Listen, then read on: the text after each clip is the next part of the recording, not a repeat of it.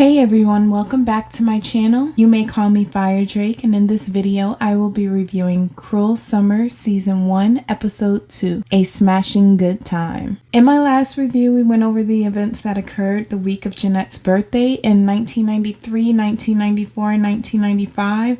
So if you haven't seen it yet, please go back and watch my review of Episode 1 and meet me back in this video. If you've already seen the review, you already know that this show has multiple time jumps within each scene. But for the purposes of the review, I'll give my recap by year because that's just how I make sense of what's going on in this show. And I'll give my opinion and review at the end. Now let's get started. This show opens with a domestic violence trigger warning, so viewer discretion is advised. The episode opens with a message that says the events that are about to unfold take place on approximately June 26, 1993, 1994, and 1995. So the events in this episode are about 5 days after the events from the last episode. So let's get started with 1993. Kate and her mom are getting ready for an exercise class. Once at the exercise class, we notice that Kate and her mom are in the front and Jeanette and Cindy are actually in the same class in the back. Kate waves at Jeanette and Cindy seems really excited by this. After class, Cindy stops Joy and compliments her on her hair and makes small talk. Kate compliments Jeanette on her necklace. Cindy invites Joy and Kate to have a girls' day, and Joy says she doesn't know, but Kate said a girls' day sounds like fun. So in my last review, I discussed how I didn't understand how anyone would dislike Kate at this point. She seems pretty nice to me. Even in this scene, her mom actually seems to have the personality that I expected Kate to have.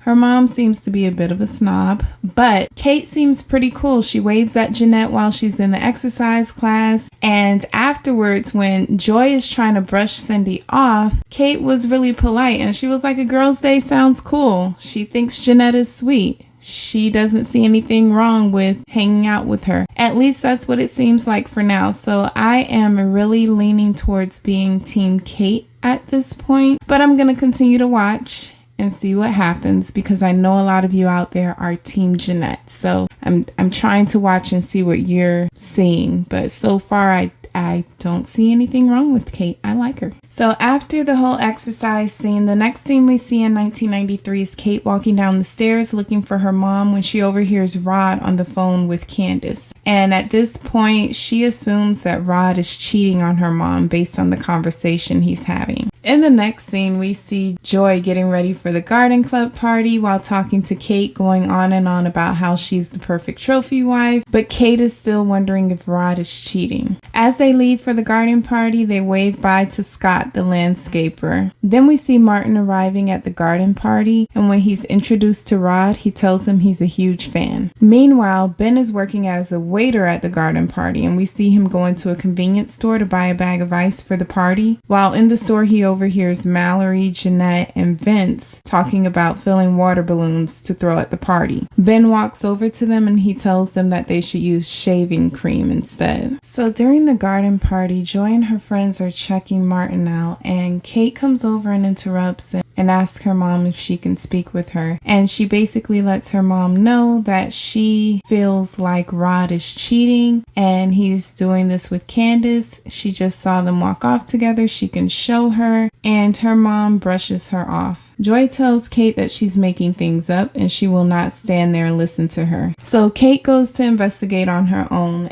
and it turns out that Rod is not cheating. He's not having an affair. He's actually planning a romantic getaway for him and Joy. So Kate is really embarrassed and she goes out to apologize to her mom immediately and let her know that she was wrong. But even though Kate goes and lets her mom know that she was wrong, her mom is really cold about it, and she tells her that her false allegations are an embarrassment and she doesn't feel like speaking to her at the moment. So she basically dismisses Kate. Joy gives a speech about the town's hospitality and welcomes their new neighbor, Mr. Harris. Then Jeanette, Mallory, and Vince run up and throw shaving cream-filled balloons at everyone, and Ben seems amused. Kate is leaving the party upset about what her mom said, and she has a bottle of wine in her hand. She walks over to a park and sits on the swing crying and drinking, and Scott Jones, the landscaper, walks over and asks her what she's doing there. She says, "My mom hates rap music, fatty foods, Cindy Turner, and she also hates me." It's very interesting that she also mentioned that her mom hates Cindy Turner. Kate is obviously drunk. She begins to vomit and Scott takes her home. Joy comes downstairs and lets Scott know that she's put Kate to bed and tells him about the argument that they had earlier. Scott asks where Rod is, and when Joy tells him that he is not home, Scott begins kissing her. So it turns out Joy is the one having an affair. Kate walks downstairs and sees her mom making out with Scott. She leaves the house and starts running down the street. And so she's just running down the street. She gets tired and she kind of just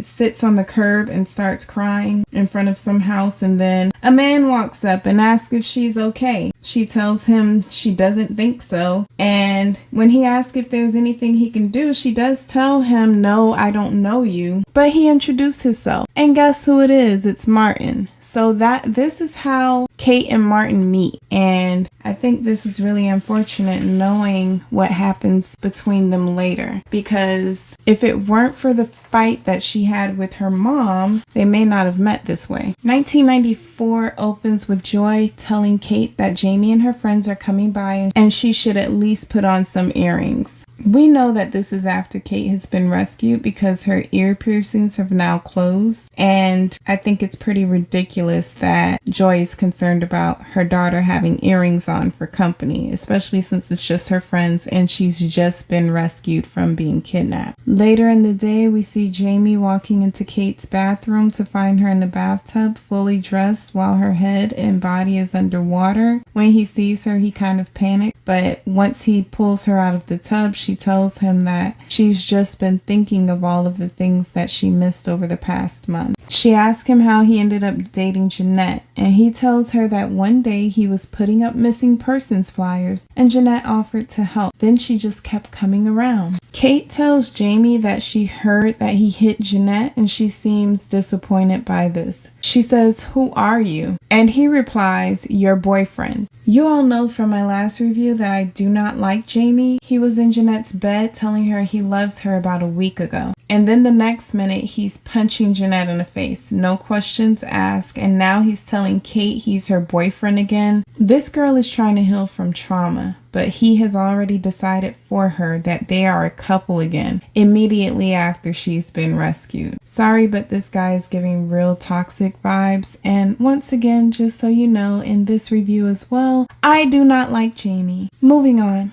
Next, we get a scene of Kate and her mom having a conversation, and her mom is trying to convince her to talk to the police. Kate doesn't want to talk to the police because she's not ready, and she also is no longer interested in being the mother-daughter duo that her and her mom were in 1993 before she went missing. Kate heads back upstairs to her room, and her friends are there, but they're having trouble connecting. They're having a hard time finding things to talk about since they have no way of relating to the experience she's had. Ben tells Jamie that Jeanette wants to speak with him, and Jamie says he's with Kate now and he doesn't want to see Jeanette. But Ben convinces Jamie that he owes Jeanette a conversation after what he did to her. Derek arrives at the garden club party to work as a staff waiter. He notices everyone staring at him. His best friend Tucker walks over to him and walks him back outside to explain to him that Kate Wallace has been telling people that Jeanette knew where she was being held when she was kidnapped and didn't tell anyone. Of course, Derek doesn't believe this rumor, and Tucker says he doesn't believe it either, but he doesn't think Derek working there that evening is a good idea. Meanwhile, Kate and Jamie are eating in her room. Jamie leaves the room to go get Kate some water, and his pager goes off while he's gone. Kate checks the message, and it's Ben telling Jamie when and where to meet Jeanette later that evening. When he returns to the room, Kate asks him what he has planned later, and he says he's hanging with the guys after the garden club party. Later that evening at the garden party, Joy gives a speech and basically says that Martin was evil